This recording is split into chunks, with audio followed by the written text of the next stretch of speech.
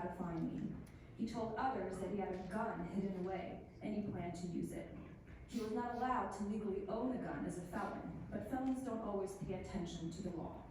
He was let out of jail after one night, per the detective, quote, "Sorry, it's DC. I've seen murderers walk. A concealed carry permit is not a bad idea." The DC police could not help me. They are good people, but their hands were tied. This incident forced me to learn how to use firearms and obtain training to defend myself.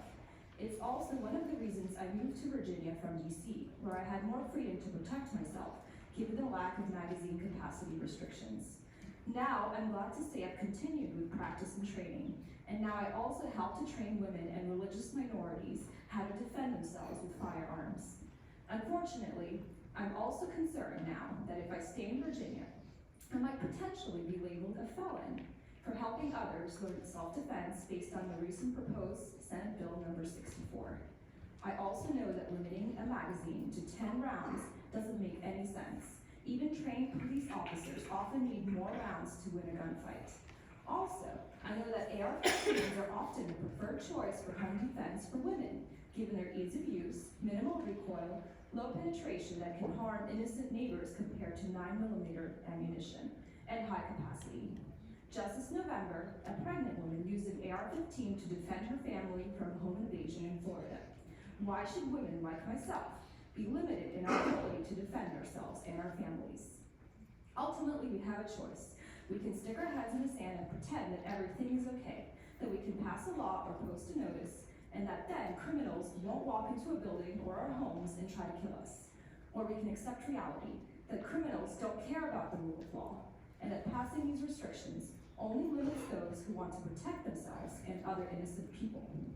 Passing these laws won't stop mass shootings, but they will limit law-abiding citizens who would use firearms to protect life.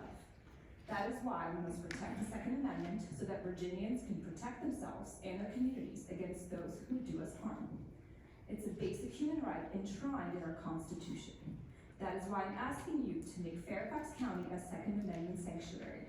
Otherwise, I'm not sure that I will feel safe enough to continue to live and practice medicine here anymore. I ask you, as a third-generation Holocaust survivor, and as someone who escaped the tyranny of the Soviet Union as a child, please preserve our freedoms.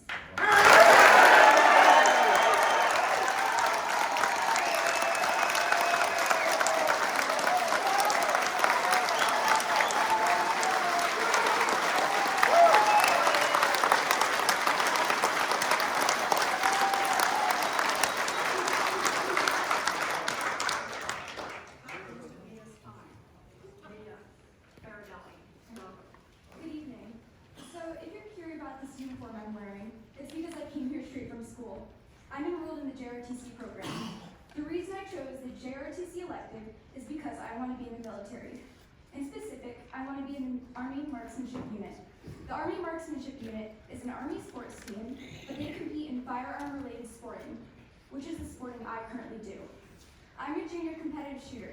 I compete in sports like USPSA, 3-gun, steel challenge, shotgun sports, and even my ROTC rifle team. I am no different than the kids at my school that play soccer, or field hockey, or football, and I'm no different than all the cheerleaders.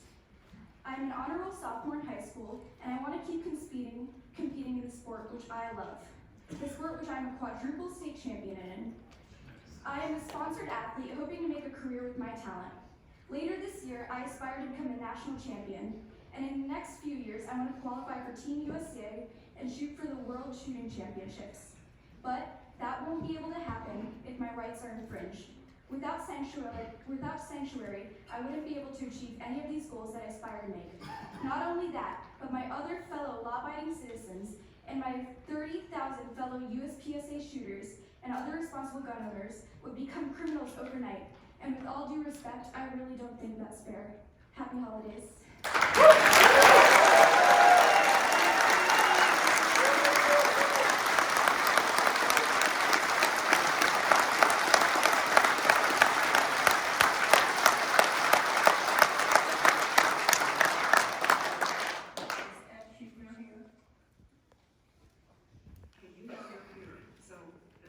Speaker is Ben Woods.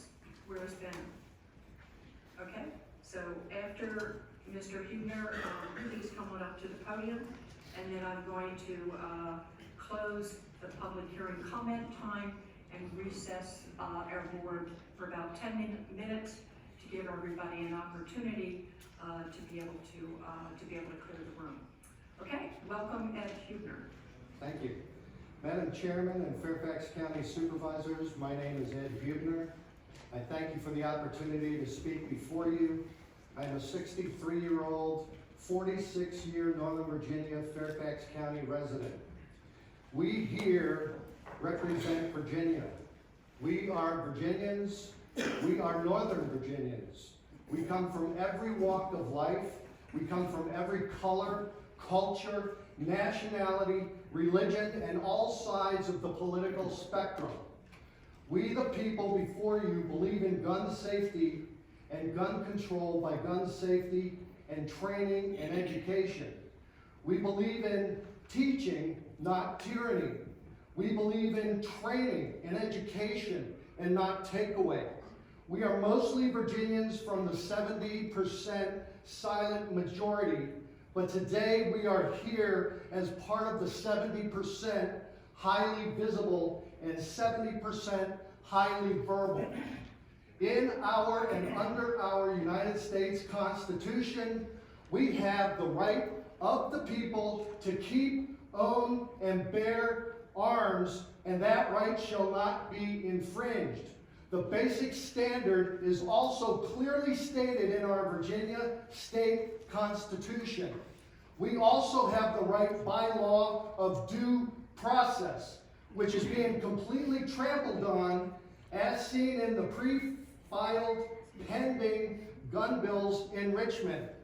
There is a lot of bad information and inaccurate information in these gun bills. That will create extreme danger as seen in the Virginia Beach shooting earlier this year. And that is the expansion of gun-free zones. The night before the Virginia Beach shooting, a member of that building and in that building died the next day, but the night before, she owned a gun and she had a concealed carry permit. She talked with her family and a family lawyer about how she felt that tomorrow, the day of the actual shooting, that her life was in danger. They knew for a long time of who was eventually the shooter. This person that day actually did not survive, and she was actually without her gun, and that has two things that I'd like to make point here. The concealed carry permits are very much needed, and gun-free zones, by the way of decades of proof of schools all over the nation, and including Virginia Tech, had people that were sick, were not appropriately trained, and there were gun-free zones that ended up in catastrophe. When seconds count, officers are minutes away. When seconds count, citizens are not armed. Virginians and Americans die. Like Virginia Beach, when Virginians and Americans work, play, and live in gun-free zones, they are soft targets. It is an open season on good, decent, and fun and legal citizens. Richmond needs to slow down in their joy and exuberance of their recent victory. I propose and suggest they recalculate, reformulate, and redefine each and every one of the gun bills that are pre-filed and slated for January 8th. We ask Richmond to be surgical in their gun law approach.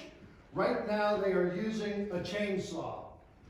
It is for these reasons I ask all of you individually and collectively to support and pass Fairfax County as a Second Amendment sanctuary. And case in point, in the last year, over 5,000 hunting licenses were approved in the state of Virginia. 500,000. Thank you, blessings, and Merry Christmas to all.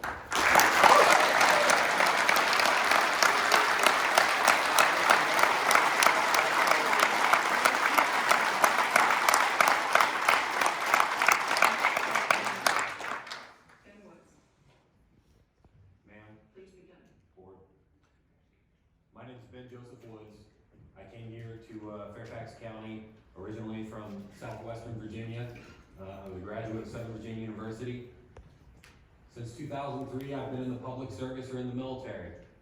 I served in the Army on active duty, served in the Marine Corps on active duty, and I'm now a major in the Marine Corps Reserves. I'm also a federal law enforcement officer stationed here. With all of that said, I would like to caveat anything that I'm saying is not an official statement.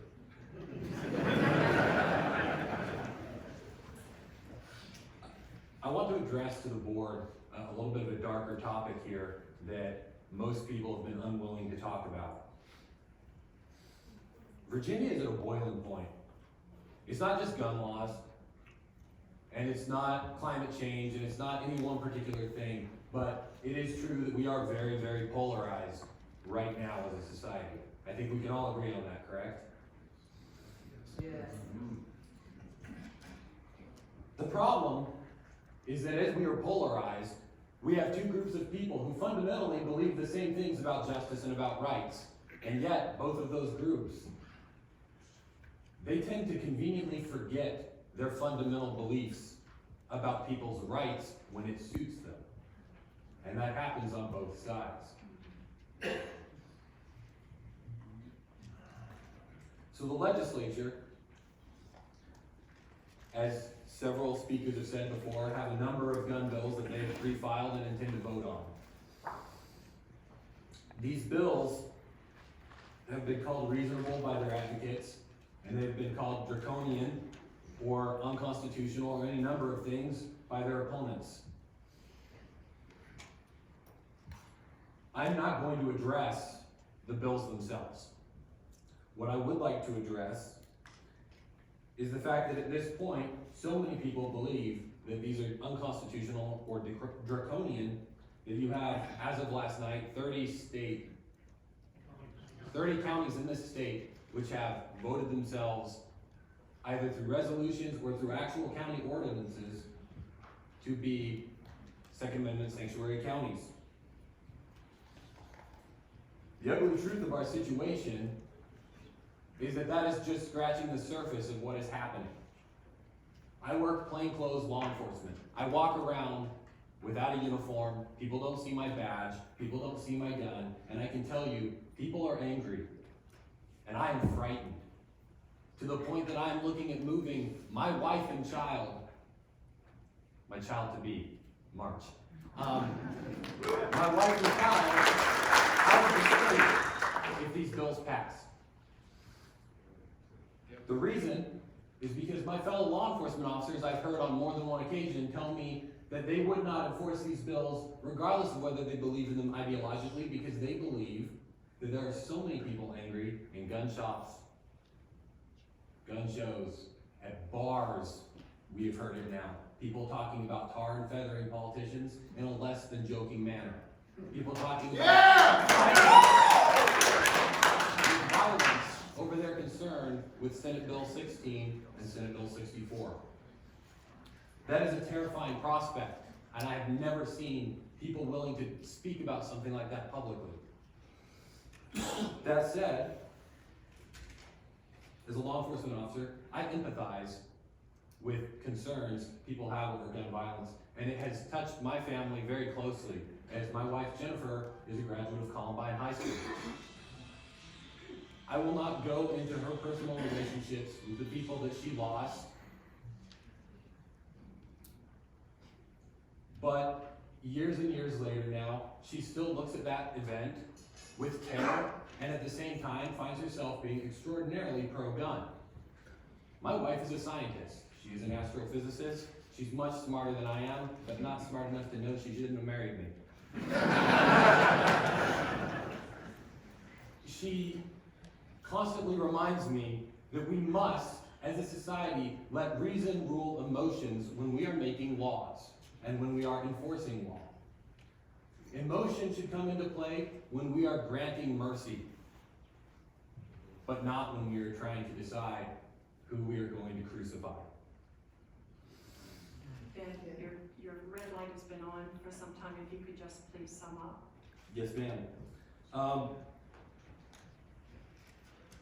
The Attorney General was asked recently whether or not Second Amendment sanctuary statutes or resolutions were legal. And his response in his statement that he just released was that the legal precedent we would set by allowing communities to selectively ignore those laws at will is alarming and indicative of the same mindset that nearly 150 years ago led this country to dissolve into a civil war. I have corrected his statement to reflect where we truly are sitting today. What his statement should have said is that the legal precedent we would set by allowing the legislature to selectively ignore enumerated rights at will is the same mindset that 150 years ago led this country into a civil war. That's right.